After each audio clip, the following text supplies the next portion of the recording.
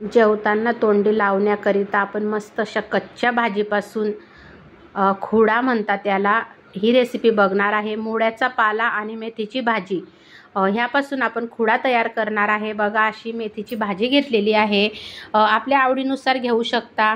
असे मुळाचा पाला घेतलेला आहे, स्वच्छ धुवून घेतलं, चाळणीमध्ये नितरत ठेवलं। लसूण घेतला खूप सारा, 3 ते 4 हिरवी मिरची, कोथिंबीर घेतली।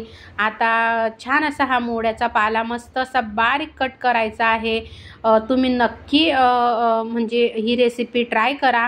कुठलीही भाजी असू द्या, जेवताना तोंडी लावण्याकरता किंवा तुम्ही नुसती पोळी चपातीसोबत सुद्धा खाऊ शकता।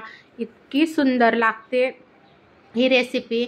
याला आम्ही खुडा म्हणतो, तुम्ही काय म्हणतात हे सुद्धा मला कमेंटमध्ये सांगा। नमस्कार, मी स्वाती, सोनाक्षी बराटे व्हेज रेसिपीमध्ये तुमचे खूप खूप मनापासून स्वागत करते। तर रेसिपी स्किप न करता संपूर्ण बघा। बघा, इथं मेथीची भाजी पण बारीक कट करून घेतली आणि मुळ्याचा पालाही कट करून घेतला, हिरवी मिरची अशी बारीक कट करून घेतली आणि लसूण पाकड्या मस्त बारीक कट करून घेतल्या। त्यानंतर कोथिंबीर कट करून घेतली, अर्धा लिंबू घेतलेला आहे। आता आपण मेथीची भाजी आणि जो मुळ्याचा पाला आहे तो जो बारीक कट करून घेतला होता तो एका भांड्यामध्ये घेतला।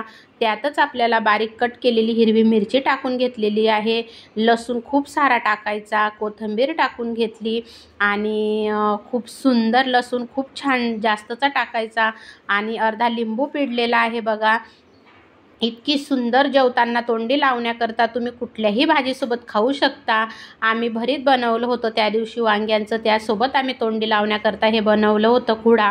आता थोडंसं मीठ टाकलेलं आहे, मीठ कमीच घाला, कारण आपण जेव्हा कूच करतो तेव्हा ते कमी होऊन जातो खुडा आणि मग मीठ थोडं जास्त वाटतं, मग खारटपणा येतो। आता थोडंसं तेल घालून घेतलेलं आहे कच्चंच।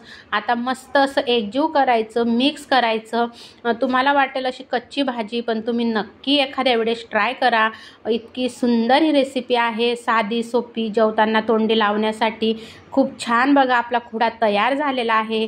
इथं मस्त भरीत घेतलेला आहे, उडदाचा पापड घेतलेला आहे, पोळी घेतलेली आहे म्हणजे चपाती, तुम्ही भाकरीसोबतही खाऊ शकता। कशी वाटली रेसिपी नक्की मला सांगा। अगदी साधी सोपी आहे आणि तुम्हीही ट्राय करा, खूप सुंदर लागते। याला आम्ही खुडा म्हणतो। श्री स्वामी समर्थ।